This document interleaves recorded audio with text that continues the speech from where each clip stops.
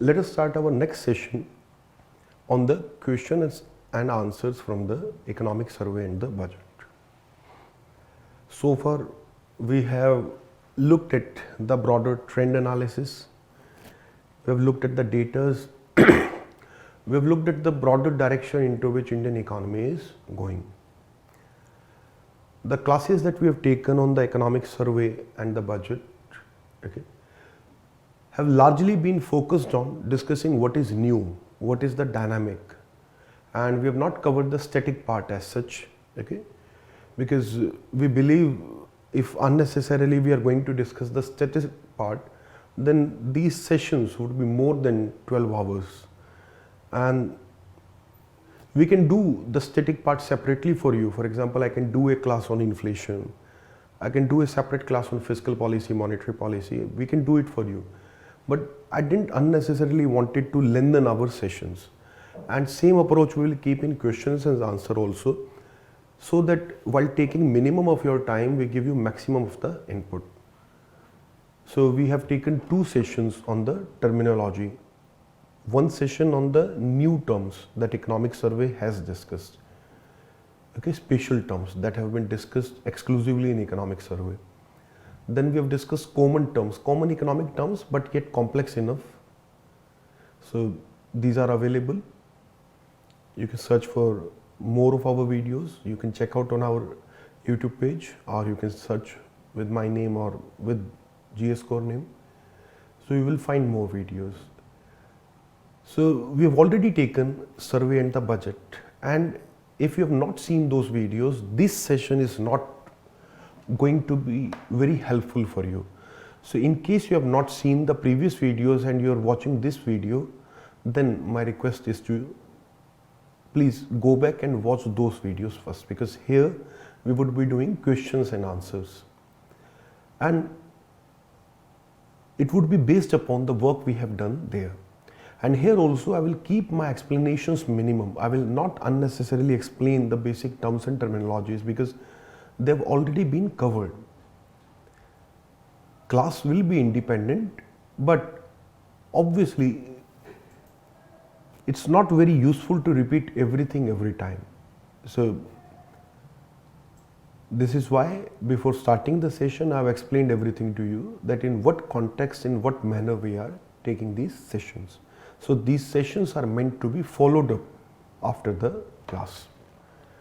And we will have 2 sessions for the economic survey and the budget questions.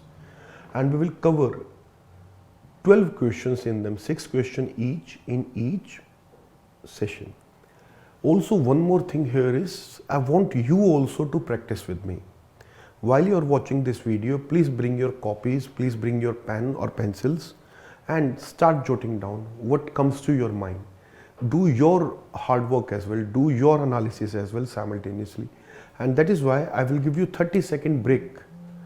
After I will mention a question or I will show a question here, I will give you 30-second to 40 seconds break so that you can also reflect upon the question yourself. And I will give you time in between also so that you yourself can also work simultaneously.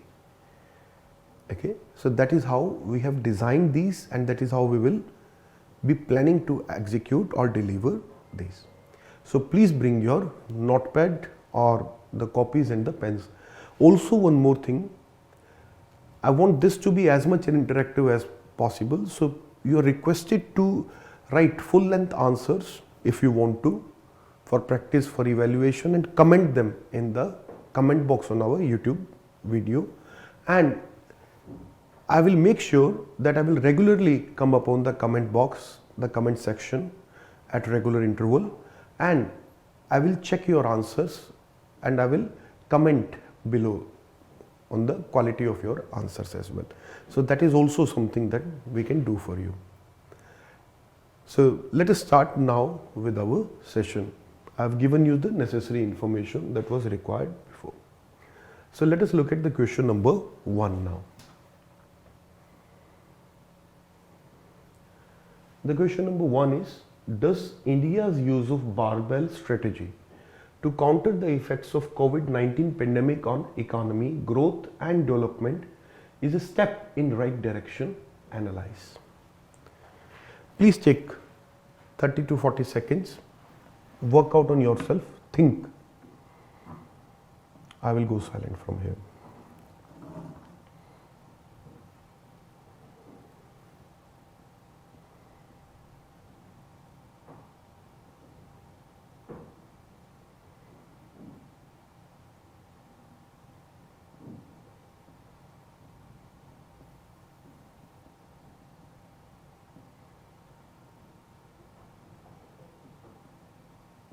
Yes. Now let me resume. I've given you 30 seconds break here so that you can reflect upon the question. Now let me discuss and analyze the question. Does India's use of barbell strategy? That means the question is claiming that India is using some barbell strategy. First of all, there is some strategy like this which India is using, and it is a claim. They are not even asking about it. Okay, question is analyzed. So that means there is a barbell strategy to counter the effects of COVID-19 pandemic. That means it is there to plan a strategy to cover up the impact of or negate the impact of COVID-19 pandemic on the economy and its growth and development. Now the question is basically asking you, is it a step in right direction or not? Quite a straightforward question actually. Okay, not really too much to analyze. Okay, so let's see how we are going to cover it up. First part is the introduction. In the introduction, you have to cover these three aspects broadly. So, first of all, what is a barbell strategy? And then we have to talk about what is the usual policy paradigm. मतलब ये barbell strategy ना होती तो हम कौन सी policy use कर रहे थे? Barbell strategy के absence में हमारा approach क्या होता है? What is our approach in the absence of barbell strategy? And as I've said in some of my earlier videos as well, those who do not understand Hindi, they need not worry about the few lines that I may use in Hindi for the ease of some of the other students. I will also repeat in English. So students who do not understand Hindi, they should not worry because everything is covered. So what is the usual policy paradigm? So economic survey talks about that and tells us that typically we follow a waterfall strategy, whereas now because of COVID we are following barbell strategy. So we have to talk about both of them, and then we have to talk about how barbell strategy is relevant in a COVID situation. So let us discuss this first. What is a barbell strategy?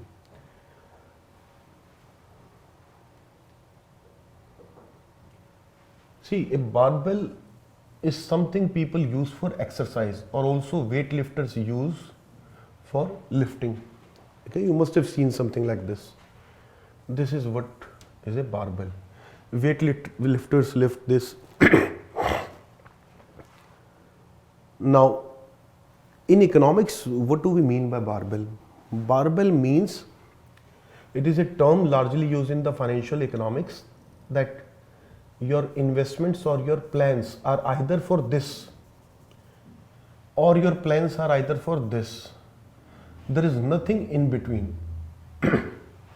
That means you are either planning for today or tomorrow, or you are planning for 2 years later. You have your long-term plan, you have your immediate plan, but you do not have any medium-term plan. Why do we follow this barbell strategy? That also is answered by the survey, that we need to follow an agile approach. Agile approach I will discuss in another question in detail, but I will give a very brief overview here. Agile is a approach that we use when there is very high degree of uncertainty. Barbell is the outcome of the agile approach. So in the agile approach, we do not plan for long term, we just plan for the short term. We know our long term goals. We know that economy must recover. We know that variables should shift. We know the long-term broader goals. Long-term broader goals are not only recovery but the rehabilitation and also the recovery path and the growth phase later on. But as of now, I do not know how long the crisis will go on, How long this uncertainty will persist, I do not know at present that what is going to happen few days later. Will there be a new wave of COVID? What is exactly going to happen? So I cannot really plan how we are going to recover. I know my long-term plan. I know my immediate plan. अभी का जो data है मैं उसके basis पे आज की planning कर सकता हूँ या बहुत आगे का मुझे अपना गोल पता है. तो यही हम बारबेल में बात कर रहे हैं. That we know our long-term goals. Our strategy is either for a long-term or for immediate time. So this is what a barbell looks like, and this is a rough idea of the barbell approach. If you want to know further about it, you can follow our video, that is the first video on economic survey, special terms in economic survey. You can search for it. Nonetheless, I have given a fair deal of detail here as well. Now, what is the usual policy paradigm? The waterfall approach is our usual policy paradigm. Waterfall looks something like this. Okay, water is falling from this source to here, somewhere here.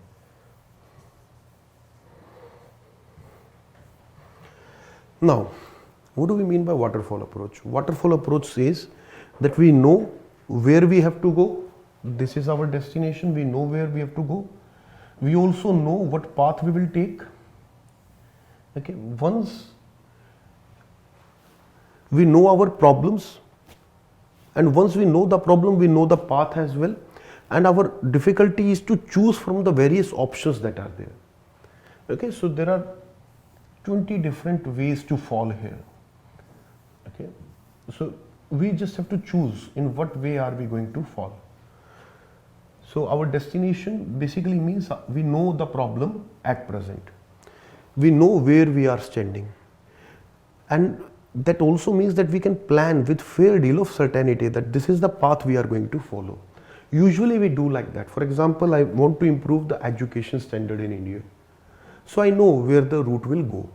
I know, first of all, I have data that how many children are dropping out from primary school or secondary school. How many children are not enrolling at all? Then even those who are educated, what is their quality of education? These are the three broader problems. To address all three of them, we know what we need to do. We need to improve our enrollment ratios. We need to reduce the dropout rates gradually over time. And we need to improve the quality of education. Now, we know our goal. I know my current problem.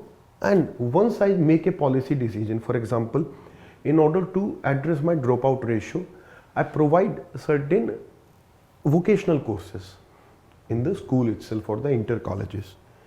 So I have taken a path. When I choose to introduce vocational education, then in what manner in the next 5 years I will follow that vocational education policy, that I know for certain. So we can do this type of planning. That is a waterfall strategy. Barbell means I can't do this. I know where I am. I know where I have to go, but I do not know this path. This path will be told to me. This path will be told to me how events will unfold. And because of uncertainty, we can't know about it as of now. So this is our challenge. Okay. So you have understood the usual policy paradigm, the waterfall. Now how you are going to write an examination? Exam में ये नहीं बनाना आपको. Try to understand in examination what you are going to do. In examination, first of all, you define a barbell strategy and very briefly you mention Agile. That in the barbell strategy you plan for today, or you know your long-term goal, you know what you are doing today should go towards your long-term goals. But you do not have a proper strategy, a long-term plan, a medium-term plan because of uncertainty. That is why when we look at our policy option, they look like a barbell. Either everything is planned for immediate or for the long term. Clear? So something like this. And here also we know, okay, that we are going to follow this, but exactly what route will be there, that also we do not know. And whatever route will be there, it is very much possible I take this route. Then because of COVID problem, I have to drop my solution here. Then I have to start again, take another route. Because of another COVID problem, this also I have to drop. I have to go in another direction because of this. So path can very well go like this. And we do not know about it now. So this is the issue with the barbell strategy. And we have discussed the waterfall or the usual policy paradigm, that traditionally the policy making is bit different. We make long-term plans, we make medium-term plans, we have pointers which show us towards where we are going. And in order to follow the barbell strategy, we need to look at some high frequency indicators. For example, the daily toll collection, which tells us how much traffic is going on every day. Then how much commercial activity is taking place, that we can get from the daily GST collection. If business is going as normal, then we can continue our current policies. If there is a break in business, if there is a break in traffic, if there is a break in some high frequency indicator, then we know that perhaps we need to review because there is some problem. How is it relevant in COVID situation? I think you can very easily write that. In the COVID situation, the barbell strategy is very useful because we do not know exactly what kind of problem we are going to face tomorrow. And because of high degree of uncertainty, we can only follow an agile approach.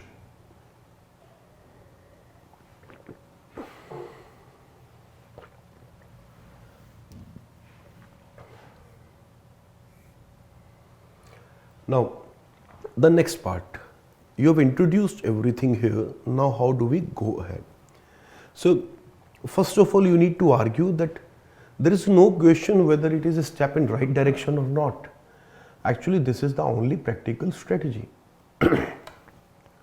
This is the only practical strategy. Given the meager resources with the state because of our low tax to GDP ratio, we cannot introduce plans like USA that we will announce such long-term plans because they have the financial capability to undertake many of the long-term plans. They have given so many transfers to the public. They have given so many support, financial support. Now USA is also facing inflation today because they did not foresee it. So first of all, only very rich countries with very high per capita income and very high tax collection can undertake long-term planning. That whatever may come, I have resources, I am committing this much.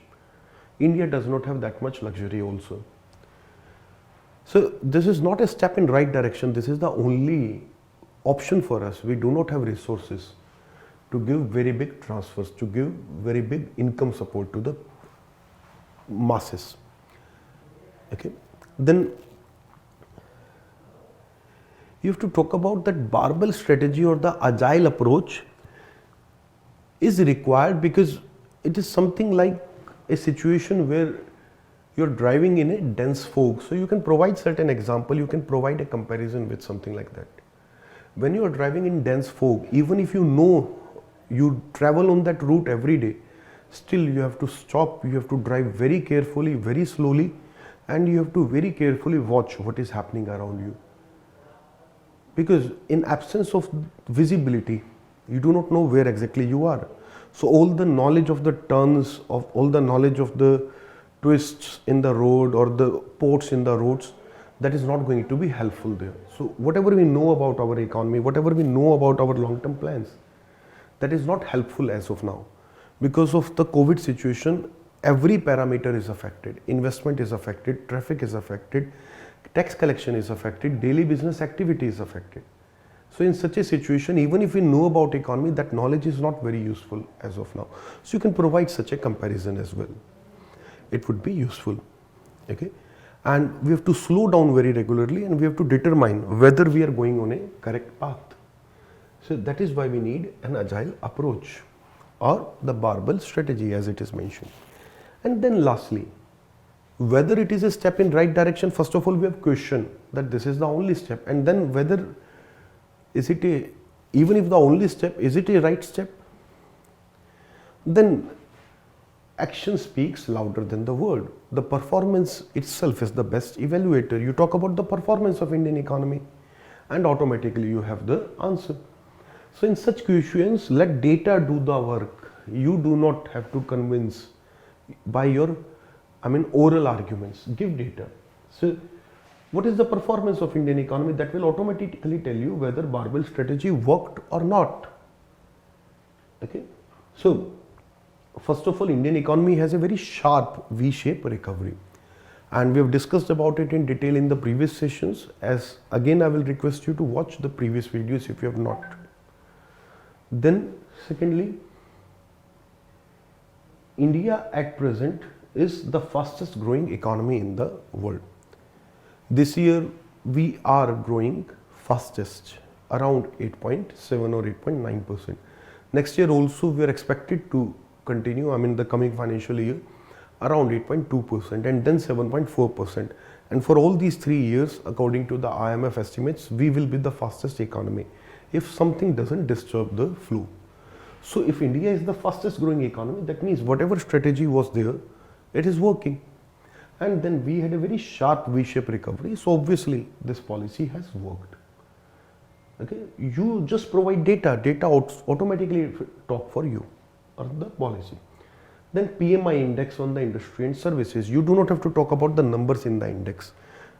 Again, I have discussed it earlier.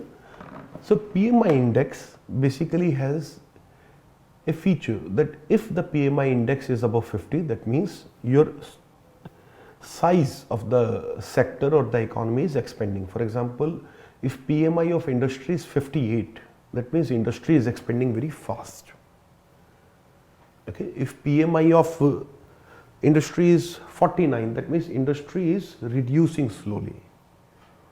Okay, so these are the different types of outcomes that we can determine. So PMI of industry and the services is now continuously above 50 for last 2 quarters or for the last 6 months, and industry's PMI in fact has been much higher. That means continuously in this year 21-22 there has been significant growth in our industry, and for services of late in the last 2 quarters we are observing growth again.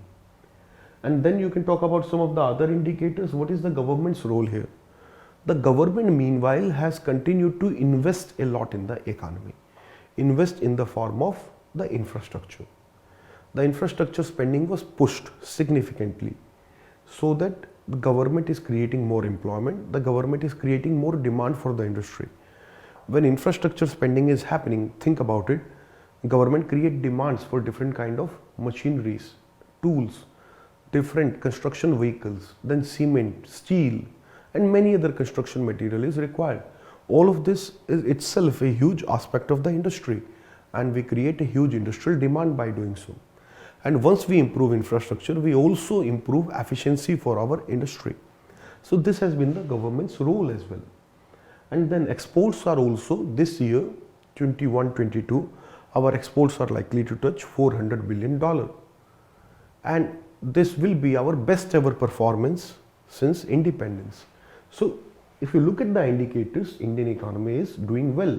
That means the strategy seems to have worked. That is the best way to answer. Okay, basically talking about the performance, talking about the data. Let us look at the next question now.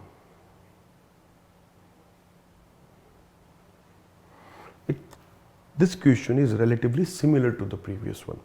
Here I will give you relatively shorter approach, a shorter analysis, and I would request you to reply your answer, okay, in the comments, and we will see how well you have understood the previous answer and how you are going to write this one. So first of all, take your 30 seconds please and look at the question.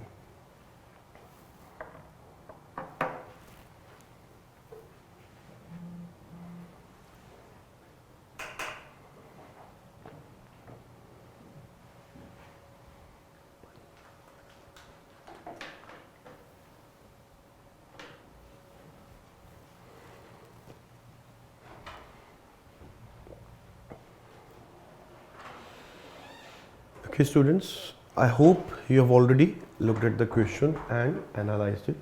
Now let us discuss the question in detail.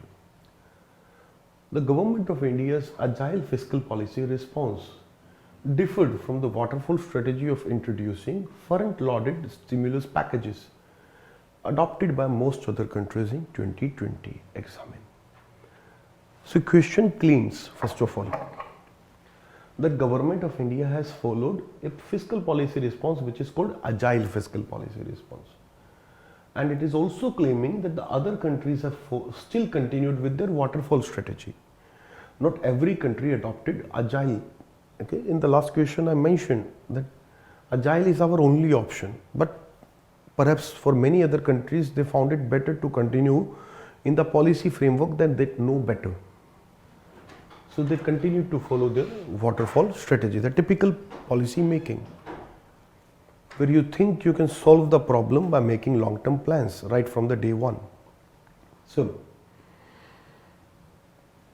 now we have to compare India's fiscal policy response, which is based on Agile, to other countries' response, which is based on front-loaded stimulus packages. I've already discussed about the US policy. The US provided huge stimulus, same as Europe and same as some of the other economies. Whereas many other economies, particularly the emerging economies, they followed a more cautious Agile policy. So, what is a Agile fiscal policy response? The Agile fiscal policy response is that instead of making a long-term policy, you on the daily basis monitor what is happening around. You look at how industry, you look at the data on daily basis or quarterly, not in 3 months, I meant 15 year, my bad, sorry, give me a minute here, okay, I used the wrong word here, I meant bi-monthly, okay, not quarterly, that on 2-week basis or weekly basis we look at the different data and then we update our policy. If things are going on well, then we continue with the current strategy, which is working out okay. If something is happening, if some disturbance is observed, we change our strategy. We do not have a long-term grand strategy, rather we are on day-to-day basis updating our strategy. So this is also known as the iteration approach, that today I am following this path, but okay, I have to go from A to B, that I know. I know I am at A, I know I have to go at B. At present, my policy can only be from moving to A to this point. I cannot make a policy from moving A to B directly. That would be the waterfall. I can only make this policy. That is why it is a barbell-like situation. Okay, I am here, I want to go here, but I do not know the path. So all my policy responses are here, or I am making them on the basis of the goals here. So something like this. So iteration, I move from this point to this point. At this point we observe that there is new COVID pandemic in certain part of India. For example, cases are rising in Maharashtra, Kerala. So accordingly we shift our approach. Now instead of following the same path which would have gone here, let us say we go here. We change our approach. Then from here we see some improvement, we go back where we were earlier. Then we see some another change, then we go here. And likewise, we go from different points. The aim is ultimately to reach B. But the path we do not know. That path we determine on day-to-day basis. Agile means you are very, very cautious. You are very, very attentive. That is what we mean by agile. Okay. Agile means, there is a good word for agile in North Indian Hindi and the Urdu, that is फुर्तीला. So आप बड़ी फुर्ती से काम करते हो, आपके responses sharp होते हो. Okay, you very quickly respond to something. So this is the agile approach. You have to talk about it, that the fiscal policy response was close to agile. Rather than providing long-term, let us say, stimulus packages for industry, long-term approaches or long-term targets, we followed very careful, cautious approach, and very regularly we kept on updating our policies. So that is how we followed our fiscal policy. The tax rates largely remained unchanged except one or two. For example, last year we decreased excise duty a bit. Similarly, we have made one or two more changes for cooperatives, etc. So these are there, but largely we did not change broadly the tax structure. We did not announce very big subsidy packages in general. We have a PLI linked subsidy scheme last year, but that is different. So we did not announce anything grand immediately. We are doing it on a regular basis and on the high frequency parameters, as I've discussed in the previous question. So Agile policy and the barbell, these are very much interlinked. Agile is our policy response, and this looks like a barbell strategy. So HFI, high frequency indicators, I have discussed that HFI is the indicator which is updated very regularly. For example, income tax is not your HFI, high frequency indicator. Corporation tax is not your HFI, because these are returned on annual basis. But GST is your HFI, because GST returns are filed very regularly by businesses. So that is why GST can work as a HFI. Daily toll collection is a very good high frequency indicator, because this tells us about the different data, how many commercial vehicles, how much cargo is going. This tells us first of all how much trade is happening, how much production also is happening, can be roughly analyzed by that. Okay, so you understand what is high frequency indicators. And the role, of course, because it is on the basis of high frequency indicator that we take our fiscal policy decisions.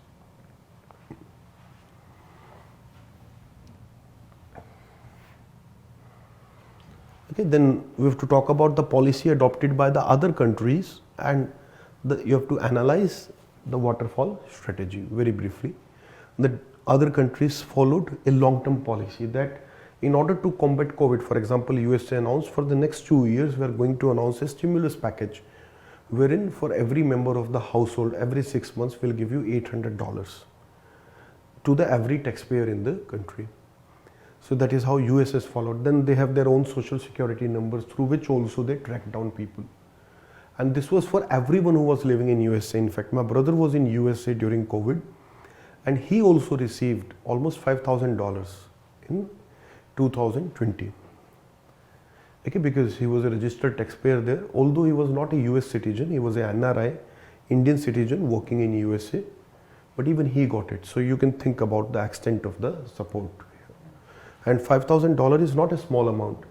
$5,000 is almost enough to cover up your kitchen expenses for almost entire year. So your kitchen is covered up by the government. Okay. So likewise, people have got almost up to $11,000 in the 2 years. And more members in the family, more money you get. That is how people got the money. In fact, I think my brother got $6,000 per year. Something. So people got almost $11,000, as I said, if they had one children and if they had, the two parents and one children in the family. 2 children is not the norm in USA now, so that is why average is 3 we are talking about. So anyways, the point was not going into the US case, I'm talking about this, that they announced the 2-year plan, that they announced how we are going to deal with it.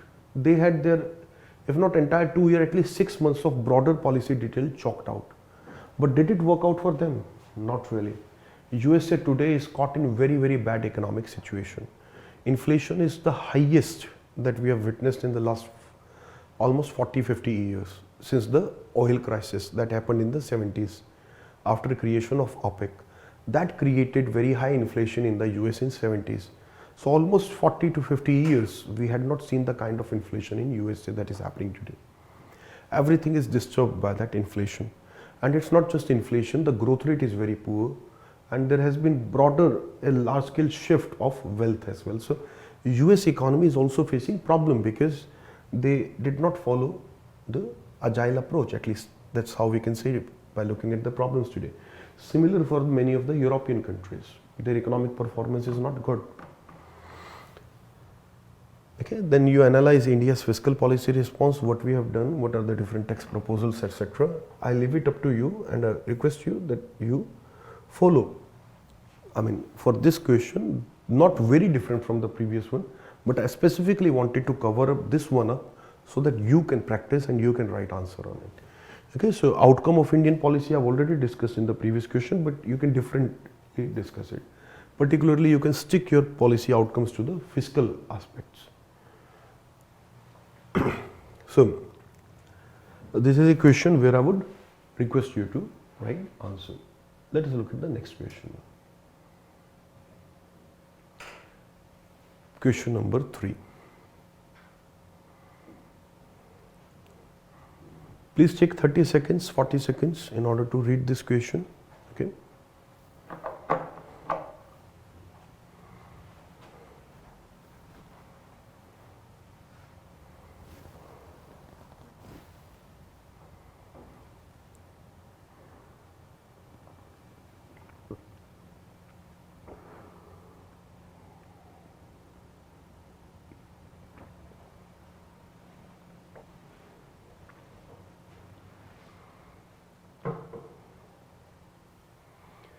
Okay, so let us resume our discussion and let us analyze the question.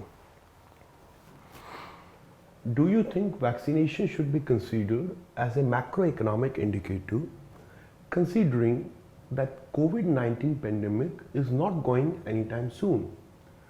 Give reasons in support of your answer. So first of all, you need to talk about the macroeconomic indicators. That what are the macroeconomic indicators? And once you have explained what is a macroeconomic indicator, then you should come to the vaccination. That now this is how we define a macroeconomic indicator. Can vaccination be linked to it? That is how you come to the question. Then you have to talk about, is it true that COVID-19 pandemic is not going away anytime soon? Is it true? Very easy to answer. And then give reasons in support of your answer. Largely these aspects you have to cover here. So a long aspect of your answer should be to explain what is macroeconomic indicator, what do we measure by them, what do they indicate, what is their role in the economy. So that aspects. Yes. What do we understand by the macroeconomic indicator? So when we talk about economics, usually the first division we make is the macro and the microeconomics. Microeconomics, which deals with the individual choices at the firm level, at individual customer level, producer level, how a unit makes a choice. When we look at the macro, then we look at how the society makes a choice, how the industry makes a choice. Okay? How an individual, a person makes a choice is micro, but how a society makes a choice is macro. Similarly, how a company makes a choice is micro, but how entire industry is making a choice is macro. When we talk about macroeconomic indicators, basically we talk about those indicators, those particular data which tells us about the risk in the economy and the stability in the economy, because stability is something that we can only measure at the macroeconomic level. Okay. Growth also, of course. So in the macroeconomic indicators, we look for the growth and the stability.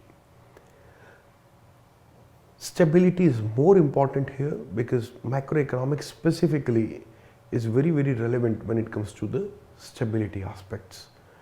The management of inflation, the management of the debts, the management of the deficits, the fiscal policy, monetary policy.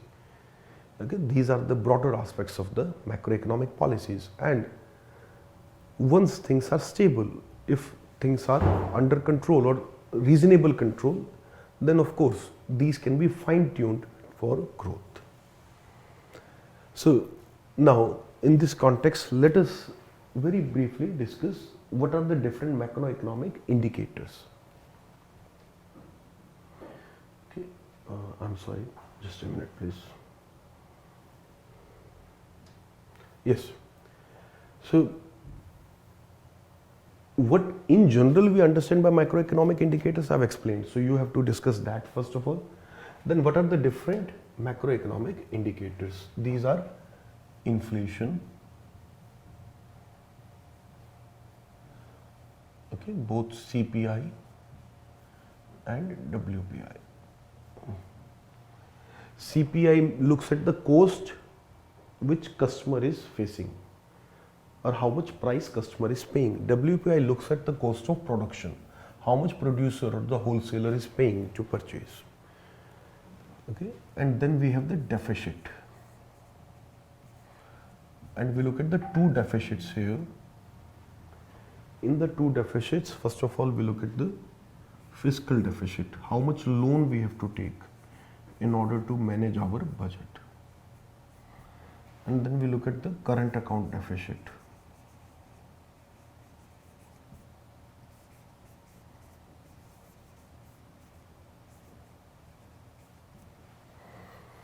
Fiscal deficit and current account deficit.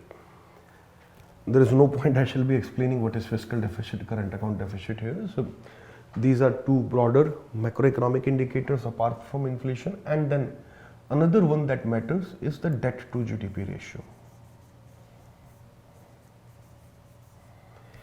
If these are increasing, that means the economy is in trouble. That means the flow of economy is likely to get disrupted. That means we are likely to face problems. Okay, so when these are increasing, we have to start focusing on these problems and we have to address these problems first, then we do anything else. Okay, so you talk about the macroeconomic indicators and the different indicators that we follow. Can COVID-19 be considered a macroeconomic indicator or not? Okay, but before you talk about it, then in the introduction part, you talk about the COVID-19 link with the macroeconomy. Okay, then we come to the vaccination part. So what kind of impact COVID-19 had on the macroeconomy? First of all, COVID-19 affected production. That automatically affects our growth. Growth is very badly affected. Then immediately, because production is affected, tax are affected. Because healthcare costs are rising, government expenditure is also increasing. Because of all of this, the fiscal deficit increases. Okay, debt to GDP ratio increases. Inflation is a tricky question because demand is low when production is not happening. When income generation is less, then demand is usually not happening. So there are two broader approaches to study inflation. One is demand side inflation or demand pull inflation. Okay, and we also have a supply push inflation. So at present, the inflation that we have may not be demand pull inflation, but because production is disrupted, there can be a supply side inflation. Okay, so inflation is also a risk. So basically we are arguing that because of COVID-19 pandemic, the macroeconomic indicators, they are affected very strongly. So we have established that COVID-19 has a linkage with the macroeconomy. Okay, then you come to the vaccination part. Okay, so is COVID likely to stay as a long-term factor? You can automatically answer that COVID was not just about the initial outbreak. COVID is coming back as different reiterations, as different mutations. Very recently we had the outbreak of Omicron, and for almost 15 days the economic activity once again declined. Likewise, Delta variant was there last year and that was very, very lethal. And we do not know, God forbid, another variant may come which is very dangerous. So yes, it is a long-term factor and it is a potent risk for another 2-3 years till COVID-19 virus affects everyone or everyone is vaccinated, so that everybody's bodies has exposure to that. Then how vaccination can be considered as a macroeconomic factor? Now we come to the final part of the question. Can vaccination be considered as a macroeconomic factor? So what do macroeconomic factors measure? Risk or the growth? Has vaccination affected our growth? Has vaccination affected our risk? So you have a clear answer here that vaccination, while cannot be directly linked to the growth, can be very strongly linked to the risk. The vaccination reduces the risk. The vaccination reduces the vulnerability, because we expect that due to vaccination and the booster doses in the coming time, the impact of the COVID would be very less lethal, and that would reduce all kind of risk that I've just discussed, the inflation, the debt, the deficits. So yes, vaccination can be considered as a macroeconomic factor as it reduces the risk strongly. And then in the last part you comment on the India's vaccination program, that it is the fastest vaccination program in the world.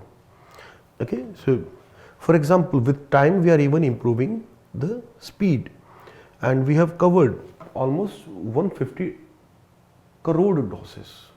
Okay, and here is the number. By the end of January, India provided 157 crore doses. Okay, next is USA, which has provided 53 crore doses. So there is no country which is matching India here. I believe the data about China are not in public domain, that is why China is not here. And in absence of Chinese data, India obviously has to be number one, because India and China have the large population. So that's the point here. Clear?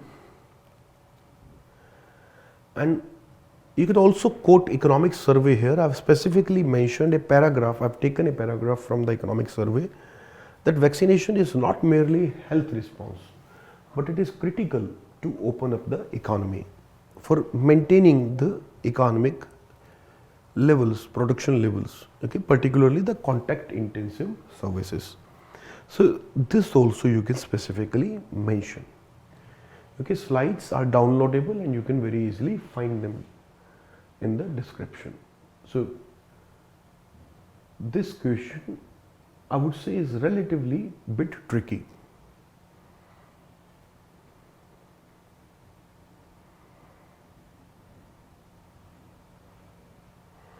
Please take few seconds in order to read the question, and then I will start describing it.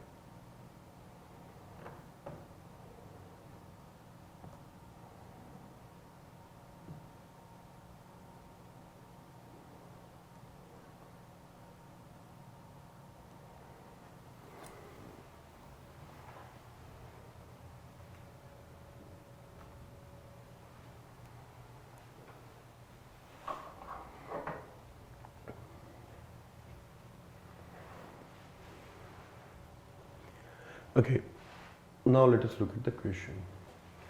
Give an account of the multiple reasons causing a global slowdown. This is a straightforward question. There is nothing to interpret, because question is absolutely straight. That there is a global slowdown and what are the reasons. And are there some remedial measures to come out of the crisis? So how do you approach the answer? The introduction, first of all, you talk about the slowdown. Is there a global slowdown, first of all?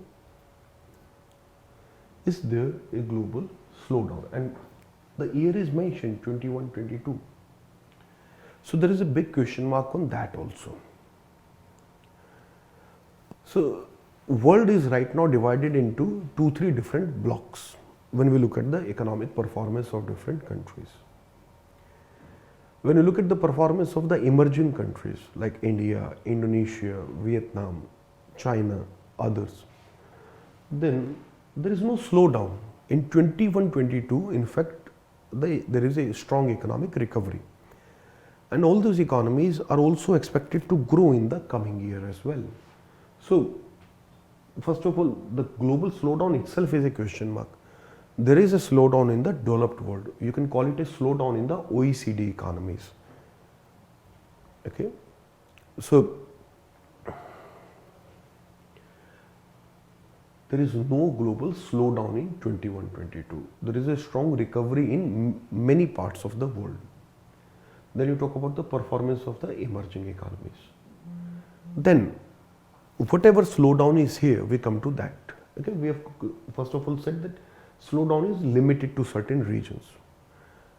And because of slowdown in some of those economies, there is impact on, in fact, developing countries as well. Otherwise, emerging economies would have performed even better than that. So, the slowdown, whatever is there, is largely due to these issues. First of all, the supply chain. All of us know that there is a supply chain issue. I've discussed it in detail in the previous videos as well, but nonetheless, I will discuss it briefly here. The global supply chain was broken during the COVID crisis. There were many industries where production was disrupted and the workers were also fired. Similarly, the impact was more severe on the shipping sector, on the people who work at the dockyard or people who work in the transport sector. On them, the impact was even more severe. So that is why even today there is disruption in the global shipping flow. There is disruption in the global flow of goods otherwise. For example, in UK, in USA, there are millions of containers, but there is no labor to empty them up and refill them. That is why there are huge delays in the shipping. Secondly, the cost of shipping has increased very significantly. And thirdly, there is container shortage. So in many countries, particularly in those Western countries, there is significant effect on the transportation sector. That is also creating a big production challenge as well as the supply chain issue. Okay? And then in many countries, particularly USA and Europe and some of the others like Hong Kong, Singapore, etc., there is big inflation now that is following up. Because production is also very badly affected. These economies are also not recovering very fast. Whereas people are coming back to their previous demand levels, supply is unable to match up. So everybody is rushing to those limited sources outside. Production is very badly affected in the developed world. So production from Taiwan, from China, that is also hugely in demand.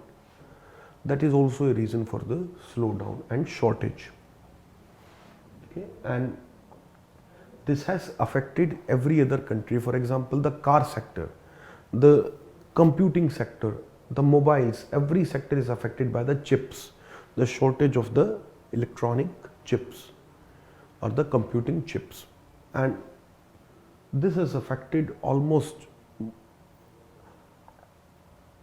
I think the survey has mentioned certain data here, but something like 130 different industries.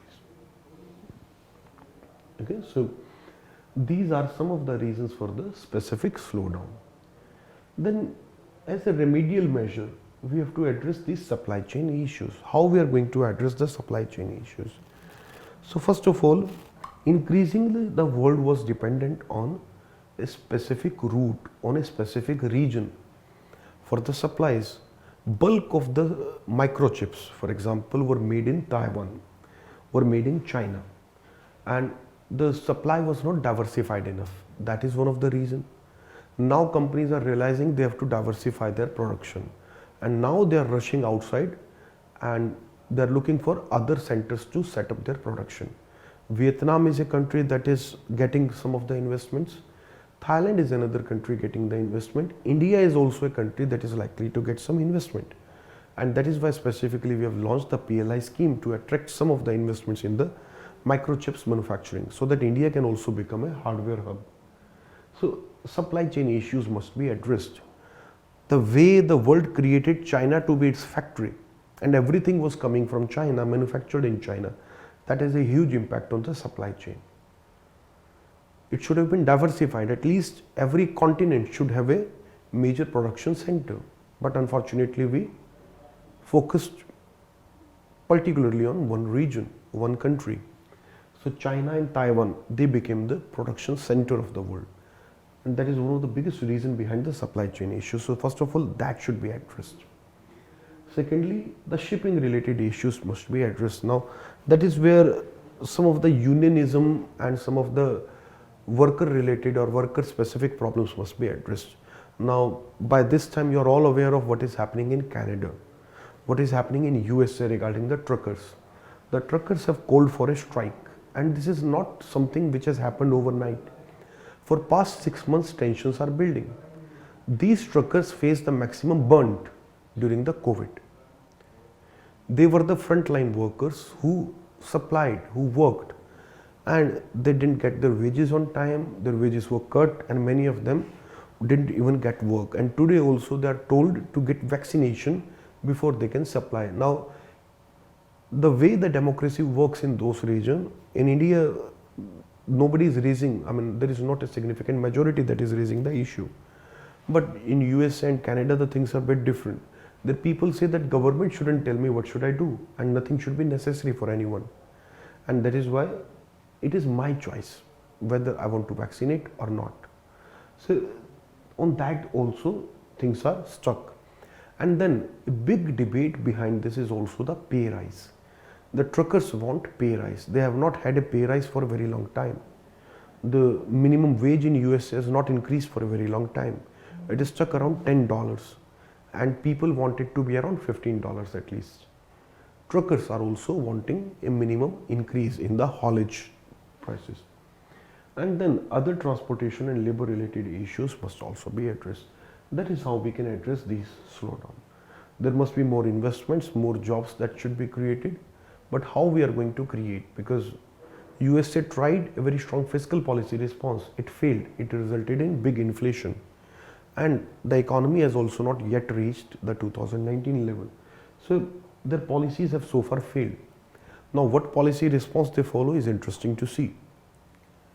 So these are some of the measures to get out of the sticky situation, but it is not going to be easy because many countries have exhausted almost all of their options.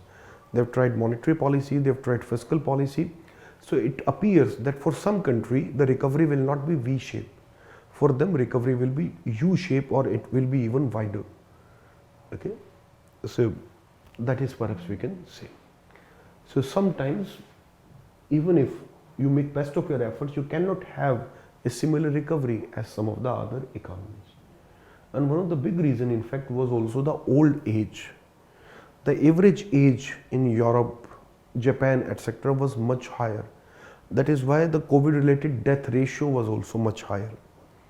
That is why their supply chain is also more badly disrupted. Okay. So that was the answer to the previous question. Now let us look at the next question. Question number 5. Is lowering policy rate a necessary tool for the accommodative monetary policy? This is a more complex question than the previous ones. I will straight away discuss this question. I will give you a proper answer for this. Again, in the next question, in fact, I will do very less discussion and I will leave it up to you. I will give you broader hints, and I would suggest you to drop your answers in the comments. But this question, I'm telling you that this is one of the more technical questions today. Is lowering the policy rates a necessary tool for the accommodative monetary policy? Mention the reasons that led the Reserve Bank of India keeping the repo rate fixed during the last financial year. So first of all, you need to talk about that what is the accommodative monetary policy here. Then we've said that is lowering the policy rate. So first of all, you have to talk about the tools of accommodative monetary policy. If I want to have accommodative monetary policy, what are the different options that I have? Is it only the lowering policy rate, or do I have other options? That is interesting to see here. And then we have to comment on the RBI policy, that RBI has not changed the repo rate for quite some time. Is it a correct policy or not? Okay. So let us discuss it. This is more technical. Let us look at it. First of all, what is the accommodative monetary policy? Accommodative monetary policy is also known by various other names. It is also called expansionary monetary policy. It is also sometimes called the expansionist policy. Okay. And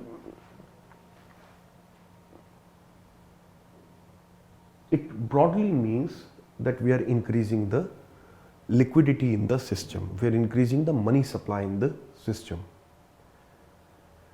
And by doing so, we are accommodating more businesses into the financial system. If there is more liquidity, ideally it would be easy to take loan. More funds are available, then it is easy for businesses to take loan. Banks have more money, they're eager to give loans, so conditions would become more easier, rates would become lower, and banks are more aggressive in their approach in order to sell their products. So accommodative monetary policy brings more businesses into the financial system. Okay, so that is accommodative. Then what are the different tools for the implementation of accommodative monetary policy? So the different tools that we have are as follows. Okay, so when we study monetary policy, we talk about quantitative tools.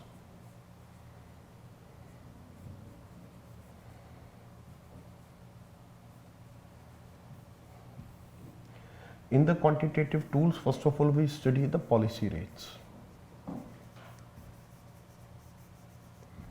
In the policy rates, my first option is to look at, let us say, the bank rate.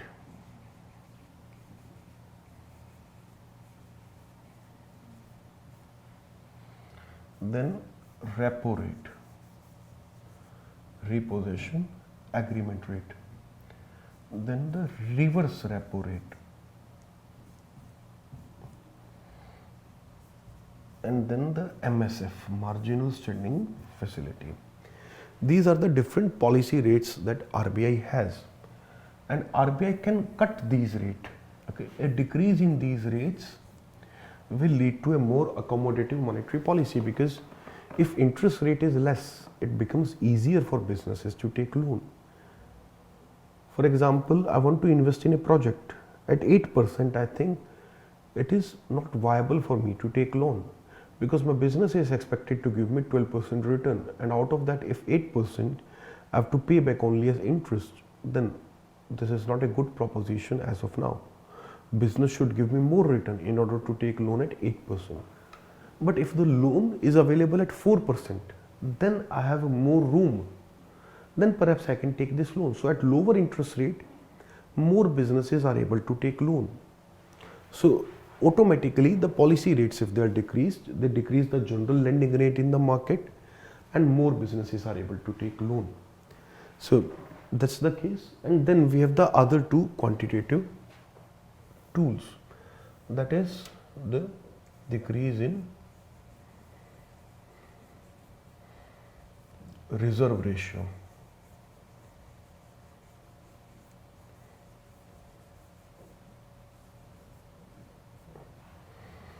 Okay, a decrease in the reserve ratio, that is CRR and SLR.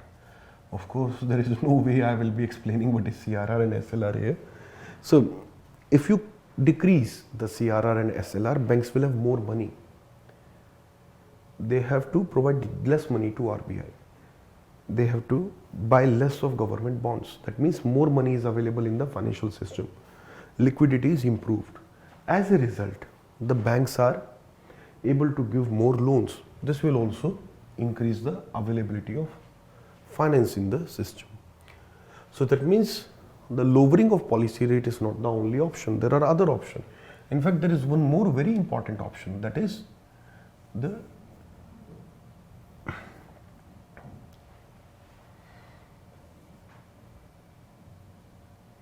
just a minute. That is the purchase of bonds from bank.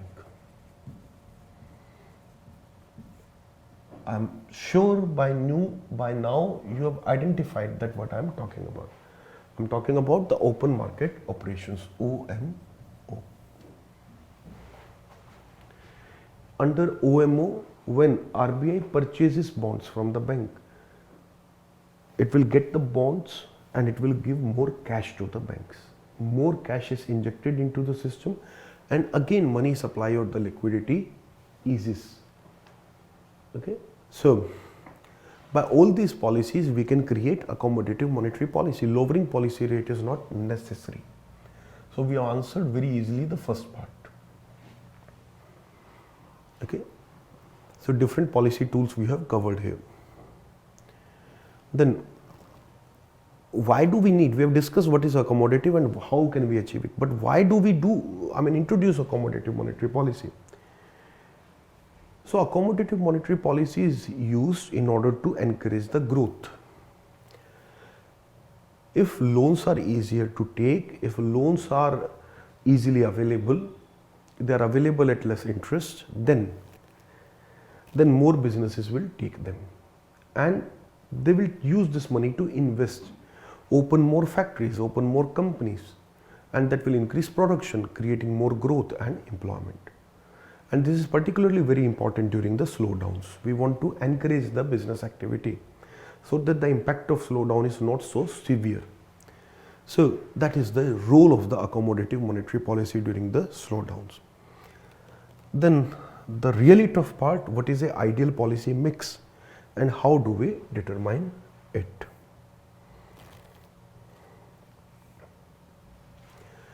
So first of all, there is no fixed recipe. What is the ideal policy mix? Ideal policy mix is determined on the basis of the situation. Okay, ideal policy mix will be a mix of different fiscal policy and monetary policy response. What is the ideal policy mix? So that depends upon the macroeconomic and the growth situation or the macroeconomic situation in general. If inflation is high, then the policy response will be very different compared to a situation when inflation is low. Similarly, we also have to see what is the nature of inflation. Is it a demand pull inflation or is it a supply push inflation? That also we need to look into. If it is a supply push inflation, then we need to encourage the production, because more production will solve that problem. That means we need to encourage growth. So in that situation, we follow the growth strategy. But if the inflation, for example, is demand pull, there is more demand in the system which is we are unable to match, then perhaps will have a very, very different kind of situation, because in that situation, we do not want to create more growth. We do not want to increase the demand. We rather want to control the demand. In those cases, in fact, government makes a opposite policy decision. It tries to control the growth and focus more on stability. It tries to control the inflation. And we can in fact increase the interest rate in order to cut down the loan creation. We can cut down on government expenditure to reduce the flow of money into the economy. So what is ideal policy mix depends upon the situation.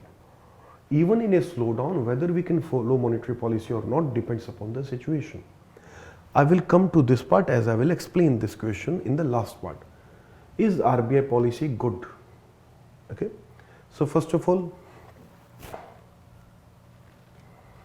let us very briefly look at this. This is my repo. And if you look at it, the last revision in repo was made in May 2020. Since then, repo is fixed at 4%. That means for almost 2 years and throughout our COVID outbreak, we have not touched upon the repo.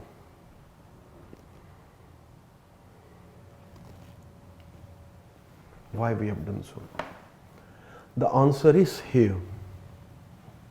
Liquidity conditions. If you look at this line of 0 reflects the match of demand and supply. If we go above this line, means more demand. And here we have more supply. Now let us understand. What will happen if I cut repo rate? Repo rate is a policy rate. If I cut repo rate, that is an accommodative monetary policy. And what I am trying to do by accommodative monetary policy, I want to increase the money supply, I want to cut the interest rate. But what we see in the system, there is already a lot of excess money. Of all the money that is available in the system, almost 8 to 10% is not demanded. That much excess of liquidity is there.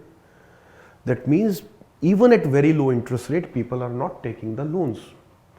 Interest is not the motivation. They are worried more about the uncertainty. In this situation, they think it is better to wait. Our investment, our expansion projects can wait. Let us wait for the COVID period to finish. That is the approach of people as of now. In such situation, even if you lower the interest rate further, it will not be of any use. This is very similar to a situation called the liquidity trap. When liquidity is so high and interest rates are so low that any further decrease in interest rate is not really going to create much of the impact. This is not exactly liquidity trap. Liquidity trap would be a more extreme situation, but it is similar. We are on that path.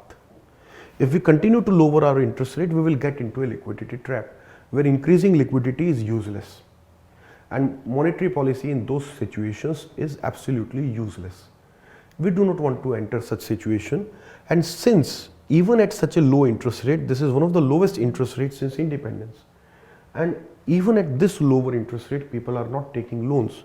That means lowering it further is not going to be very useful, but it has more damages. If we cut this further, that means the savings rate will go further down. The bank rate, the bank deposit rate, the fixed deposits, the savings account deposit rate, they will fall down further. This will rather have a negative impact. So in this situation, it is a good policy that we did not decrease the repo rate further, because that would have created a liquidity trap where monetary policy would have been ineffective for several years. So the reason is, even if, at such a low repo rate, we still have excess liquidity, and this liquidity is still, increasing. It is not yet in a situation. Look at the January data. Still so much excess liquidity in the system. Okay, so just last month also. So unless we see a big recovery here, okay, there is no point we should be reducing the interest rate.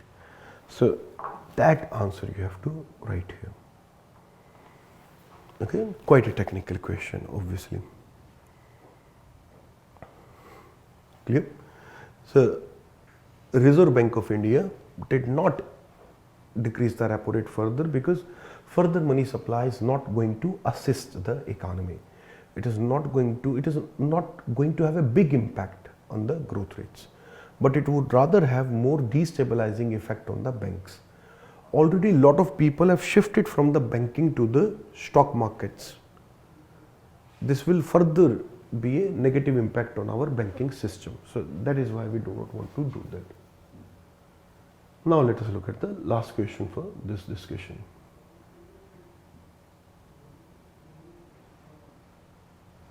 Please take 30 seconds in order to look at the question, and then I will analyze it and discuss it.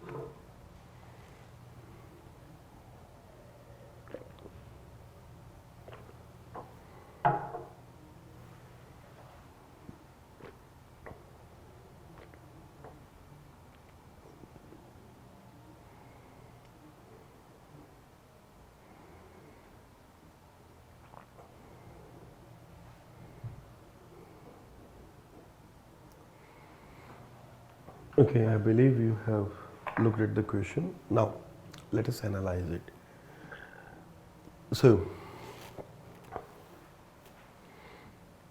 the question is quite straightforward. There is not much of analysis. First of all, has COVID created inflation in India? What is the impact? And the world, okay, not just India. How has the pandemic created a divergence between WPI and CPI based inflation rates in India? So first of all, we need to answer, what is the trend of WPI? What is the trend of CPI? Is there any divergence? That we need to talk about. Okay. So first part, introduction, is very straightforward. The COVID-19 impact on the inflation. So COVID-19 has a twin impact on inflation. Inflation, I have already discussed it, is affected from both demand side and supply side. While COVID has eased inflation, has reduced inflation on demand side, because due to COVID situation, the demand has decreased for most of the products.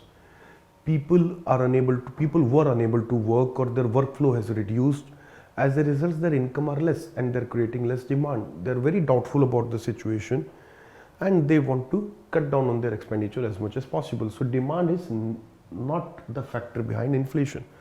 COVID in fact is likely to reduce the inflation. That is what initially happened as well.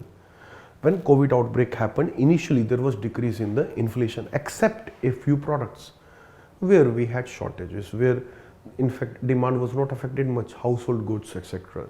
But other than that, broadly if we look at the economy, there was decrease in inflation everywhere. And then come the supply side effect.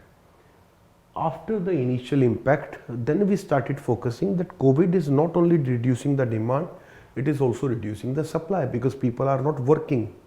In many cases, they are not working at all. In other cases, they are not working at their best efficiency. So overall production is also decreasing. So supply is also getting affected. Now in the cases of industries where supply reduced significantly, we observed inflation. So initially decrease in prices, then we saw increase in prices in some sectors. And then later on we saw a broader problem of supply side and production issues. The global flow chain, the supply chain got disrupted. And as a result, now a massive inflation. Then you need to talk about the trend in the WPI and the CPI. Look at it here. Okay. The inflation WPI reduced initially because the production was going down and there was less and less demand, and later on we started focusing a significant increase in WPI inflation. And whereas if you look at the CPI was already high, more than 8%. We already had an inflationary situation even before the COVID outbreak. So not much of increase, okay, maintaining its level and then ultimately reducing significantly. So we can see here that CPI itself has eased up with time. That means demand is not the reason. CPI has more impact from demand. WPI has more impact from production. So the wedge is there. You talk about the trend and then you talk about why there is a difference, because there is no demand pull inflation. The inflation is more supply side. So CPI not affected. CPI is eased, but WPI is affected because the inflation is supply side. So we see the rise in WPI. Okay, and that is how you talk about this question. You explain these trends. You talk about why CPI is particularly affected or not affected, why WPI is affected or not affected, and why there is a difference between their trends.